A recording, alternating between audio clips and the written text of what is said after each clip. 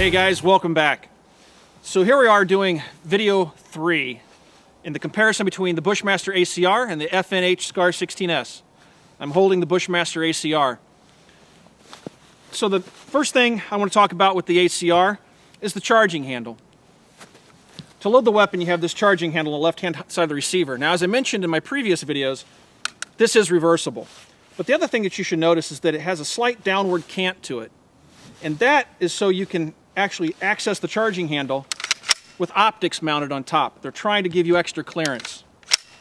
Now, to load this rifle, you go ahead and pull the charging handle to the rear, and then right here, I pull up on the bolt hold device, which is by my index finger. Now, I'm going to insert this P-mag. I'm shooting Wolf ammo here today. I'm going to insert this P-mag full of ammunition. And now to load the weapon, to charge it, all I have to do with my index finger is hit this button, and it loads the rifle. I really like that feature. In shooting the rifle, it has extremely nice recoil characteristics. You'll notice it has very little recoil. Now, the next thing I should probably show you are the Magpul Sights, which I didn't have flipped up. The Magpul Sights do come with this rifle. I do like them. They quickly fold away, and they quickly deploy. One thing I don't necessarily care for about the Magpul Sights is that they're very wide. And when you're actually aiming the rifle, you have a very small aperture in the rear, and you have a broad sight. It kind of obscures a lot of the target area. But the sights are easy to pick up, and they work pretty well. Now, the other thing that I want to talk about is the fire control selector. Now, as I mentioned before, it is ambidextrous. The rifle, when I grab it, I naturally want to have a high grip, like when holding a 1911 handgun or just any handgun in general. When I have that high grip, you'll notice where this ambidextrous safety lever is. When I go to disengage it, it hits my finger. So when I bring the rifle up to fire, I'm hitting that safety lever. I need to pull my finger away so I can actually get to the firing position. The other thing that I find myself doing is actually moving my grip lower so I can actually disengage the safety and then firing. But that doesn't really feel all that natural to me. So it is one of the dings I have against the rifle. The stock I like. It folds quickly to the side. The rifle does fire while folded. And it quickly deploys. You'll notice that it locked open. I didn't have to hit the lock button. I just flip it and it locks in the extended position. I also like the adjustment here for length of pull. It's really nice. I think it's simple to use and it feels really solid and rigid. I like the mid position. I'm 6'4", but the mid position feels really natural. The rifle overall does have a slight nose heavy feel to it. So if I hold it here in front of the magazine well, it actually just wants to tip right over. Now the rifle, as I weighed it, weighs 8.4 pounds. Most of that weight, or a lot of that weight, is actually in this barrel. It has a heavy profile barrel, which is M4 styled, and it really makes the rifle feel a little bit nose heavy. But the rifle feels really solid. When I'm walking around with it, aiming it, it comes up nicely and feels real natural. I like the profile. It seems really small, compact. Overall, it has a very good feel to it, minus a few quirks. The biggest one being that selector lever. That really kind of bugs me. Other than that, I think it's a great rifle, and I think handling-wise, it's very fast and easy to use. So next we're going to talk about the SCAR 16S. The SCAR 16S is an amazingly light rifle. When you first pick it up, it almost feels like a toy. You're going to think, oh my gosh, is this thing for real? It really has hardly any weight to it whatsoever. It's over a pound lighter than the ACR. The stock on the rifle is easy to manipulate. Unlike the ACR, which requires that you pinch 2 buttons, one on either side, the SCAR just requires you to press that button. Even left-handed, you can get to it pretty easily. So it's pretty nice. Now the stock on this doesn't feel as rigid as the ACRs. This thing feels really lightweight. It's hollow plastic. The ACRs is solid. It feels like it's not hollow on the inside. This does feel as though it's solid, or I'm sorry, hollow on the inside. To ready the weapon to fire it, first of all, I'm going to flip up my sights. And then my charging handle is here on the left-hand side, just like the ACR. This one doesn't have a downward cant to it, but third-party charging handles are available where they're actually canted downwards like the ACRs. So I'm going to take a magazine. Actually, I'm going to go ahead and lock the bolt back first. To lock the bolt to the rear, it's just like an M16. You hold down and pull the bolt to the rear, and it locks open.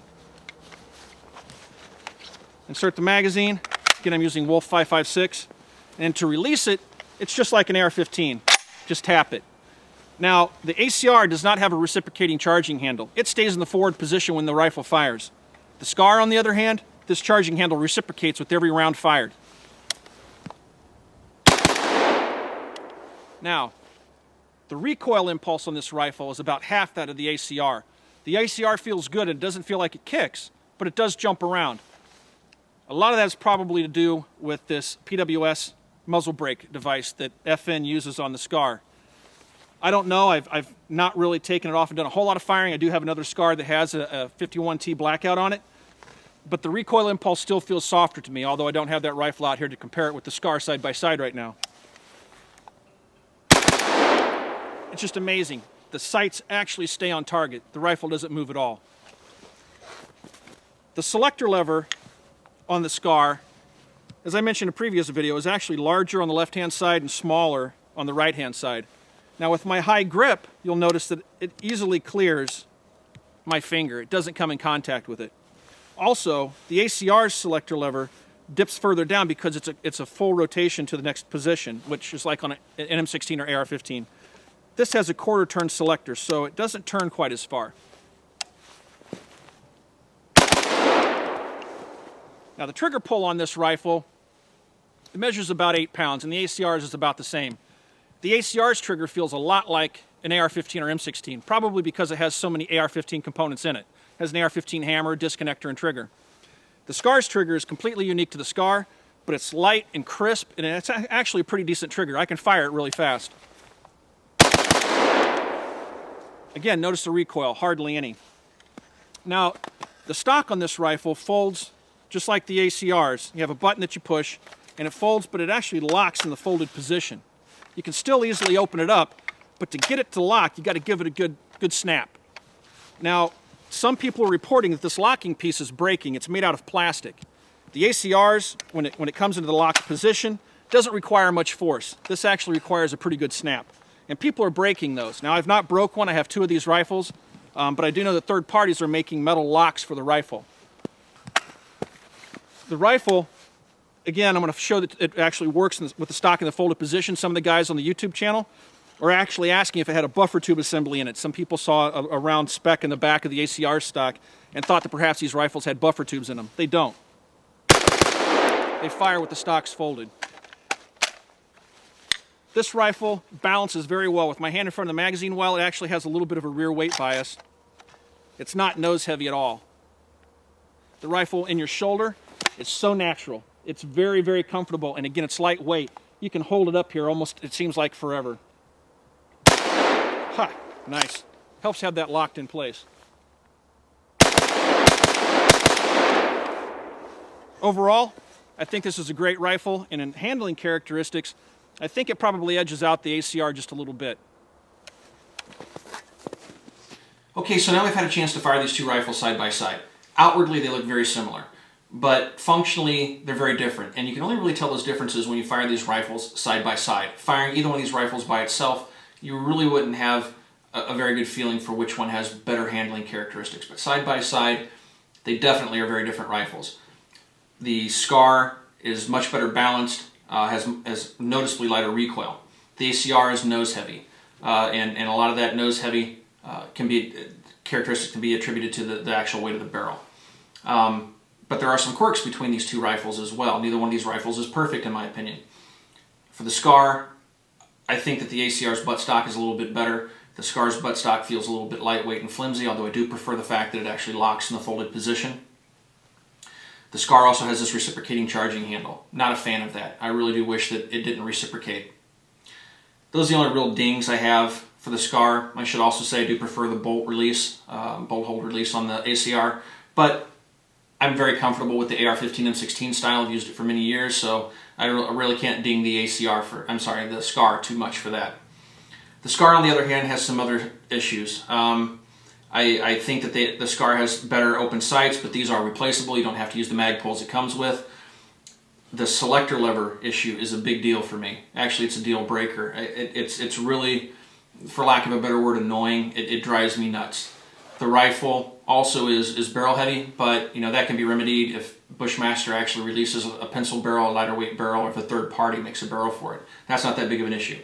But I do have a problem with that selector lever. Also, the ACR has a storage compartment, the pistol grip. You'll notice it's missing. That's because I broke the tab on it. There's a little tab that locks it in place. I was taking it out, trying to figure out why I could actually just pull it out, why the tab wasn't actually locking, and I broke it off. But Bushmaster sent me another one, and Bushmaster's customer service is top-notch. I've called them a couple of times. Great guys, very helpful. So there's one other quirk with the ACR. Let me show you a quick video about the disassembly. It's kind of a gotcha, and I figured out a way to actually kind of work around that disassembly reassembly issue. So let's take a look at that really quick, and I'll come right back. One of the problems I have with the ACR is reassembling the bolt carrier group. What I'm holding in my hand is the firing pin retaining pin. At the top of this pin you'll see an O-ring. When you go to reinsert this pin into the carrier to retain that firing pin, you put it in with the O-ring attached, and try as you might, and I'm pushing as hard as I can, I can't get that pin to properly seat. You'll see that it's not flush in its hole. And that's a problem because when it comes time to reassemble the rifle, you can't put the carrier group in the receiver because that pin blocks it. It hits the rail. I had originally just left that O-ring off the pin, and I talked to the technical guys at Bushmaster, and they said it's not a problem to run it without the O-ring, although in the manual it says that if it's damaged or missing it should be replaced, obviously. And I'm trying to get this O-ring off the pin. So I get this O-ring off, and one of the users on one of the gun boards that I frequent had this suggestion. I just put the O-ring inside the hole where the pin goes. And now insert the pin through the O-ring,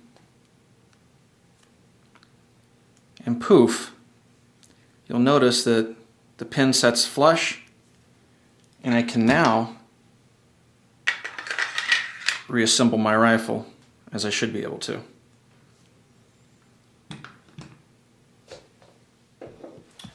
Alright, so that's it for this round of the tests, the handling and shooting test. Next up, we're going to do some accuracy testing. We'll run some M855, some M193, some match ammunition, and throw some Wolf into the mix and shoot these rifles for accuracy. I've not shot either one of these with optics, with scopes, to see how well they can group, so that's going to be an interesting test. And then again, we'll pull those barrels off these rifles, remount the barrels, and see if they hold their zero, which should be an interesting test. I'm really leaving for vacation this time, guys. I will see you guys in about 1 week, and that's when we'll do our accuracy tests between these two rifles and continue that evaluation.